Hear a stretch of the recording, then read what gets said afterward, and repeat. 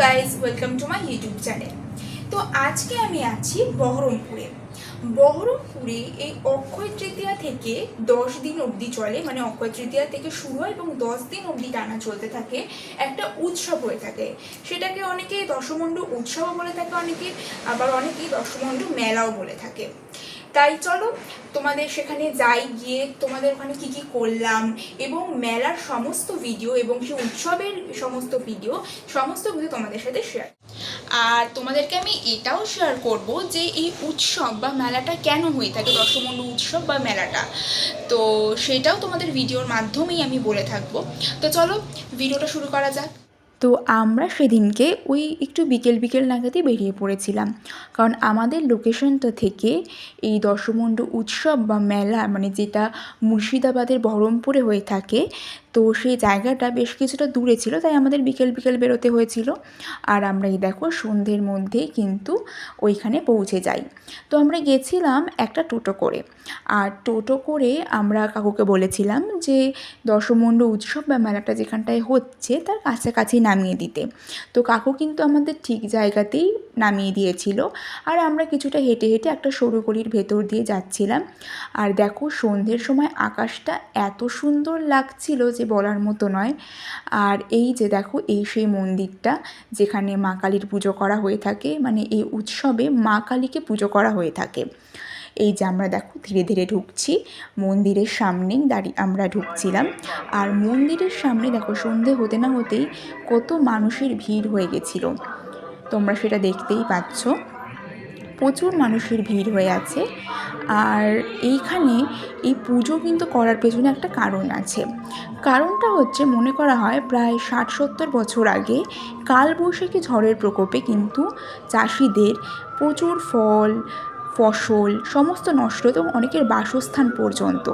তো সেই জন্যই হচ্ছে কালবৈশাখীর প্রকোপ থেকে বাঁচার জন্য মা কালীর আরাধনা করা হয়েছিল, এবং 10 দিন ধরে চলতো এই মা কালীর আরাধনা, এবং এখনও সেটা করা হয়ে থাকে। তো এই দিনকে হচ্ছে 10 দিনের দিন বিরাট যজ্ঞের পর এই পুজো শেষ করা হয়। আর এই পুজোটা শুরু করেছিলেন রবি ঠাকুর, ভাদু ঠাকুর আর ভবানী ঠাকুর নামে 3 জন ব্যক্তি মিলে। আর এই সময়টা বহু বছর আগে বহু চাষিরা এই সময় ফসলও কাটতো। তো কিন্তু এবার তোমরা দেখো যে মা কালীর মূর্তিটা কিন্তু এইখানে বেশ অন্যরকম। কারণ মা কালীর যে মূর্তি আমরা দেখি সেটা কিন্তু এখানে নেই।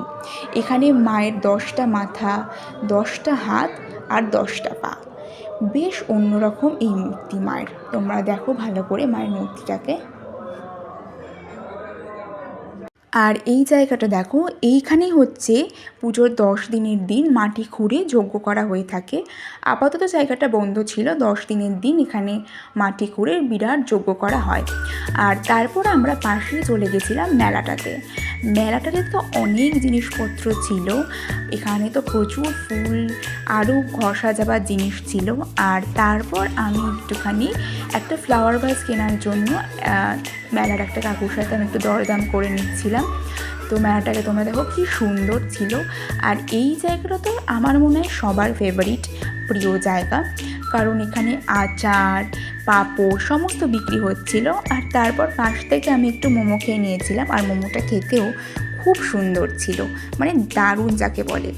আর এইখানে দেখো, এইগুলো তো হচ্ছে আমাদের ইমোশন বলা যায় এক প্রকারের। ছোট নাগরদোলনা, এখানে ছোট ছোট বাচ্চারা উঠেছিল, নাগরদোলনাতে চড়ছিল। আর এইটা ছিল হচ্ছে বড় নাগরদোলনা, মেলার ভেতরেই সমস্ত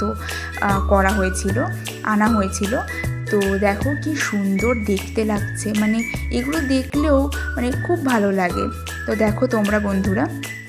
আর তারপর দেখো এইখানে যিনি বিক্রি করছিলেন এই সমস্ত কিছু ছিল তার নিজের হাতে তৈরি, অর্থাৎ জিনিস তৈরি থেকে শুরু করে কি সুন্দর, মানে নিপুণ কাজ, এবং সমস্ত কিছু নিজস্ব হাতে আঁকা, সমস্তটা তিনি নিজে করেছেন। এবং তোমরা দেখো অপূর্ব কাজ, মানে অপূর্বই হাতের কাজ যাকে বলে।